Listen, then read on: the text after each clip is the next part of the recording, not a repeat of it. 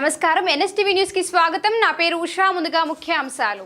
జగిత్యాల జిల్లా మెట్పల్లి మండలంలోని వేంపేట గ్రామంలో ఉన్న మార్గదర్శి కాన్వెంట్ స్కూల్ ఆధ్వర్యంలో అంతర్జాతీయ మహిళా దినోత్సవాన్ని పురస్కరించుకుని చిన్నారి విద్యార్థులు అవగాహన ర్యాలీ నిర్వహించారు.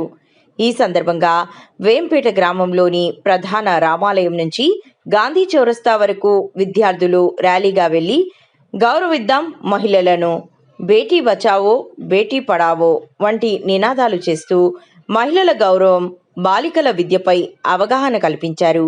అనంతరం పాఠశాలలో మహిళా దినోత్సవాన్ని ఘనంగా నిర్వహించారు.